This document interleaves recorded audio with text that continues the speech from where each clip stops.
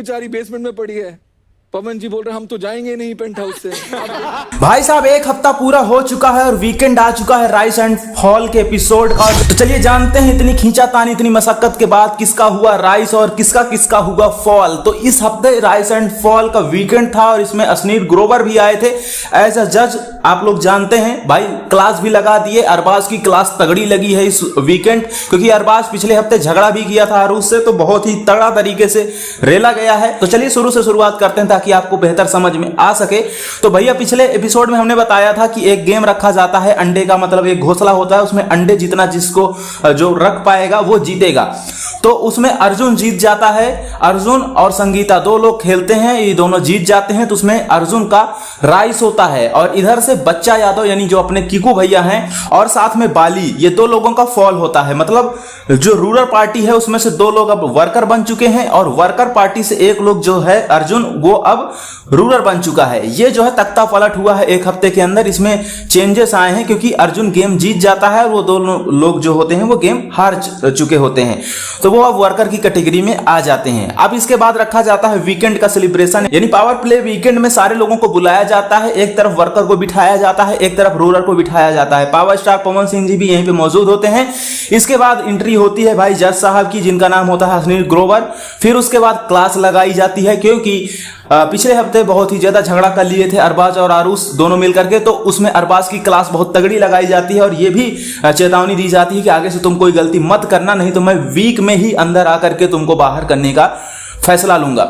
इसके बाद power star Pawan Singh का एक परफॉर्मेंस भी रखा जाता है आकृति के साथ में। राजा जी के दिलवा पे पवन सिंह ने क्या जबरदस्त परफॉर्मेंस अपनी दी है, मतलब सारे लोग झूम गए थे दोस्तों। और एक बात सुन के काफी अच्छा लगा कि अश्नीर ग्रोवर जो थे ना पवन सिंह की तारीफ करते नहीं थक रहे थे। जी हाँ दोस्तों, नंबर 1 से एक बात याद आई है पवन जी।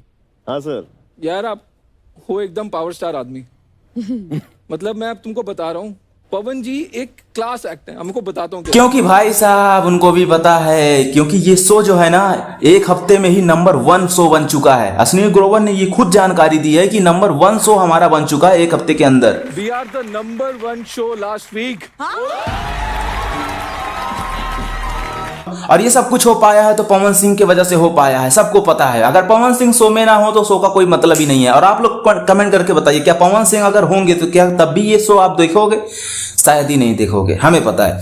राइस एंड फॉल और बिग बॉस की रेटिंग की बात करें तो देख लीजिए, राइस एंड फॉल की रेटिंग शायद 8.9 है और बिग बॉस की 6.8 है। इसी से अंदाजा लग जाता है भाई साहब पवन सिंह ने क्या तहलका मचाया है, मतलब शो को नंबर 1 पे ला दिया है। स्पॉन्सरशिप ज्यादा मिलने लग रही है, मतलब अब स्पॉन्सरशिप ज्यादा मिल रही है तो भाई शो की कमाई भी ज्यादा हो रही है, सारे लोग खुश हैं। पवन सिंह चुप रहते हैं। पवन सिंह की ये बात आप लोगों ने सुनी होगी कि मैं 30 सेकंड चुप रहूंगा तभी भी 30 सेकंड का ही टीआरपी आएगा। इस बात को लेकर के भी अश्नीर ग्रोवर बोलते हैं भाई साहब कि आप चुप ही रहिए, टीआरपी उसी से आ रहा है, सच बात है। ये सारा कुछ होता है, उसके बाद ये खत्म होता है। उसके बाद फिर जो अर्जुन होता है, चूंकि वो नया नया रूरल बन के आया होता है, तो उसको पहला फैसला लेना होता है, मतलब वो पहला फैसला अब लेगा।